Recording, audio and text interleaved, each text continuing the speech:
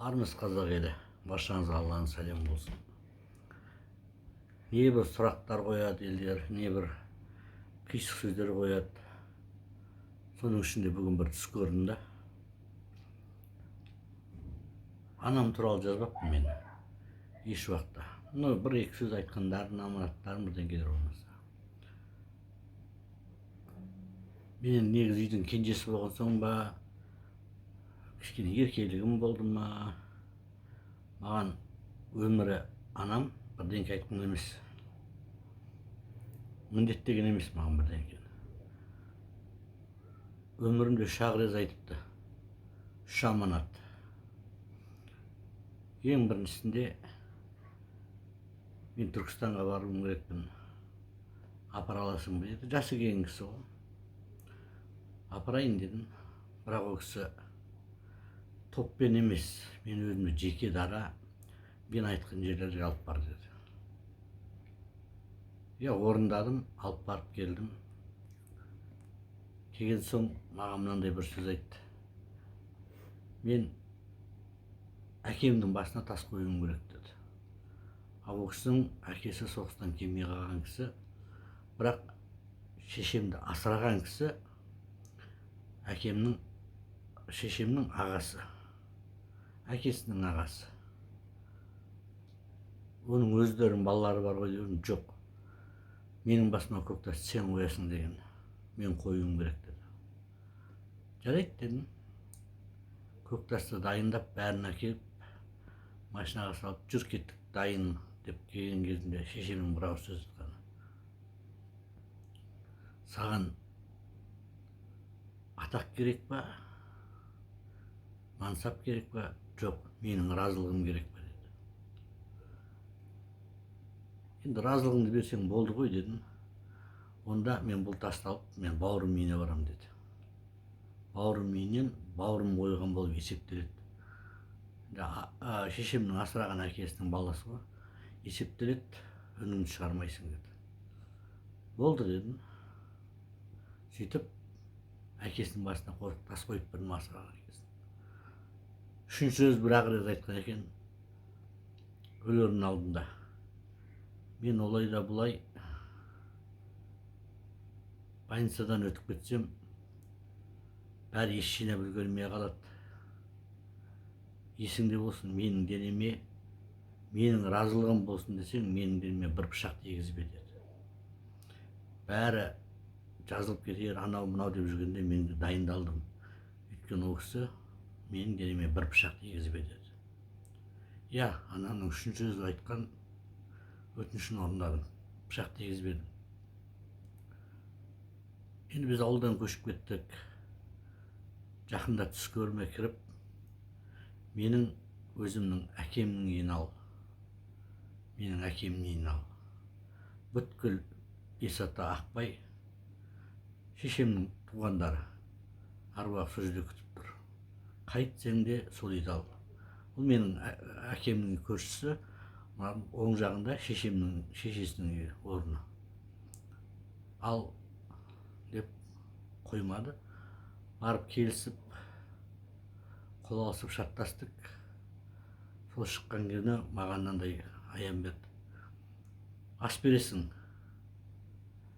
әкеңе 1 жыл қарнап деді. Бірақ мен өзім де әкем ас берем деп жүрген адамыз, біз сол семьямызбен, ағайын бауырларым бәріміз. Бірақ әкеңе ас бермей тұрып, біздегі жатқан 5 әулиеге әрқайсының ата тегін арнап, бір қойшы аласың, қонақасы бересің деді. Сөйтіп августтың 8-і, 9-і, 8 күні қонақасы, 9 күні әкеме ас беретін болдым. Қандай әулиелерге ас берем? Бұның бәрі ата тарихтан келеткен дүние. Ең бірінші ата Орақ Батыр. Орақ Батыр туралы Ілияс Есенберлинді оқысаңыздар, қазақ хандығының негізін Керей мен Жәнібекті аман сақтап, негізін қалаған батыр. Ол кісі Орақ Батыр өзінің көзінің тірісінде 4 қанды таққа отырғызған кісі. Керейді, Жәнібекті, Хақназарды, сол кісілердің батасымен атақты аңыз болған кешегі Керей мен Жәнібектегі Асан қайғының батасын беріп, осы заман туады. Осы заман туған кезде, ей Жәнібек, кітабын ашып оқыңдар, ей Жәнібек, сенің ұрпағың жартысы шоқынып кетеді, жартысының басын орыс мұжит деген. Сол кезде осының бәрін ақтап қалатын, осының бата бергені дейді. Бұл атақты Орақ батыр Керей мен Жәнібекті оқыңыздар, қазақ хандығын. Өтіріктен құтылатын күн келді. Ұруға бөлініп жазылғанның ішінен Ілияс Есенберлин 90% ақиқатын жазып берген Орақ туралы. Одан кейінгі Мәмбет батыр ең соңғы Кенесары ханның келіп ат басын тіреп бір қыстап шыққан кезде Ленің бойындағы қамау балқаштың аузында атақты бай, белгілі батыр, атақты ақын болған кісі. Соңғы Кенесары хан қоштасып тұр, ол кісіге айтып кеткен үлкен аманаттар сөзі болды. Одан кейінгісі мен көш бастаймын, сөз бастаймын деген Көшен әулие, ол кісінің ұрпағы бізде қалмаған, қыздар Жамбыл жақта тұрады. Енді естіп атса 8-9 күні Көшен әулиенің ұрпақтары дастарханға дәмдес болуға ауылға келер деп ойлаймын. Одан кейінгі Қалманбет ата. Қалманбет атада атақты діндар, Бұхар бар, Самарқан, ауған бар, білім алған, атақты мешіт соққан, ілімді әулие кісі.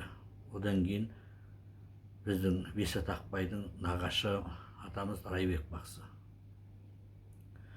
Райбек бақсының тұқымын ата тектерін Бесат Ақбай дейді. Сол менің шешем сол Бесат Ақбайдың тұқымы. Бесат Ақбайдың бүткіл ақсақалын мен өз қолыммен қойдым. Шешемнің соңғы айтқан сөзі, анау менің шешеммен Бәкей деген Райбек әкелеріміздің бәрінің ағасы неге өзге зиратта жатыр? 9-шы жыл бізде зиратта ұрумен қояды. Сонда шешемнің соңғы разылығы бергенді айтқанда, менің әкем соғысқа кетіп келмей қалғанда менің алдымда бидай, күріш деген 2 қыз болған. Сол 2 қыз шешек ауруынан ат үстінде келатып піренге түскен тұқымы деп айдауда келатқан кезде ат үстінде, түйе үстінде өлді деп. Сол кезде сол 9-шы ауыл Шолпанқұл аралас жатқан зираттың ішіне етегіне 8-9 жастар 2 қызды көмген екен.